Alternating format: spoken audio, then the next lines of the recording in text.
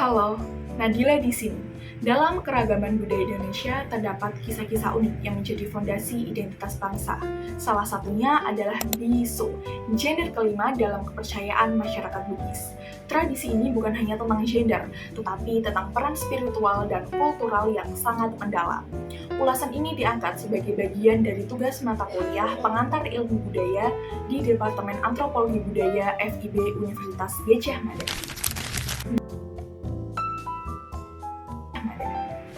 Dalam kepercayaan masyarakat Bugis kuno, mereka mengenal jumlah gender berbeda pada Indonesia umumnya saat ini, yaitu ada oroane atau laki-laki, makunrai perempuan, calalai perempuan layaknya laki-laki, calabai laki-laki layaknya perempuan, dan bisu figur spiritual netral yang tidak terkait gender.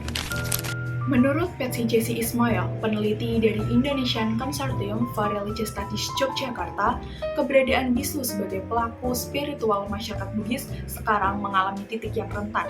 Hal ini karena adanya pergeseran makna dari istilah bisu sendiri, yang awalnya adalah orang berkedudukan spiritual tinggi pada masyarakat Bugis menjadi orang yang memiliki perilaku menyimpang menurut pengetahuan gender biner. Bisu memegang peran sakral dalam struktur sosial dan spiritual Bugis. Keberadaan dan legitimasi bisu dimuat dalam sebuah risalah Bugis kuno, yaitu Kitab La Galigo, sebuah karya sastra terpanjang di dunia dan merupakan kitab suci bagi agama kepercayaan lokal sebagian masyarakat Bugis, yaitu Atorial. Kitab ini juga telah ditetapkan UNESCO sebagai Memory of the World, yaitu tidak hanya tentang cerita penciptaan, tetapi juga berguna sebagai pedoman hidup masyarakat Bugis. Bisu ditugaskan untuk menciptakan bahasa, adat, dan budaya. Mereka sekaligus penghubung antara dunia manusia dengan dunia dewata. Inilah yang membedakan bisu dengan konsep gender lainnya. Mereka dianggap sebagai makhluk yang sudah suci sejak awal mula. Keberadaannya di tengah masyarakat suku Bugis merupakan barometer yang menunjukkan adanya keberagaman gender di tanah Nusantara. Sayangnya, hal ini tergusur karena adanya budaya baru yang mengusung konsep gender biner.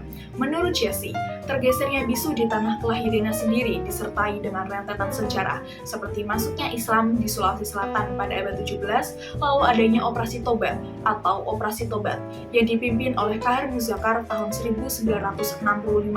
Operasi ini menargetkan para bisu karena dianggap tidak sesuai dengan ajaran Islam. Setelah sempat hilang di masa pergolakan kemerdekaan, bisu akhirnya kembali muncul karena masyarakat masih memahami perannya sebagai penjaga keseimbangan antara manusia, alam, dan leluhurnya.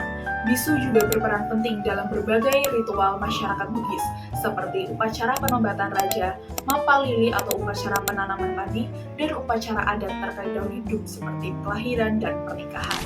Salah satu prosesi yang paling dikenal adalah Ma Giri, di mana bisu dalam keadaan trance atau kerasukan dewata menikam tubuhnya sendiri dengan keris. Jika tidak terluka, ini adalah pertanda bahwa dewata merestui upacara yang digelar. Ritual ini juga membuktikan status mereka yang tidak lagi bersifat duniawi.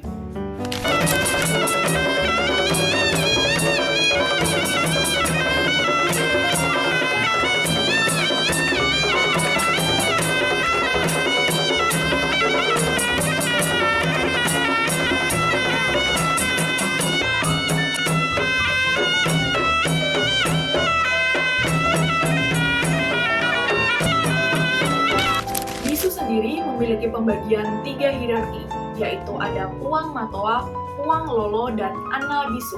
Untuk menjadi Puang Matoa yang merupakan kepala bisu, seseorang harus terlebih dahulu menjadi Puang Lolo yang mewarisi segala pengetahuannya. Kemudian, kedua bisu tersebut menjalankan tugasnya dibantu dengan Ana Bisu. Menurut Profesor Nurhayati Rahman, seorang pakar filologi Universitas Hasanuddin dan penerjemah kitab La Galigo, peran bisu masih sangat penting.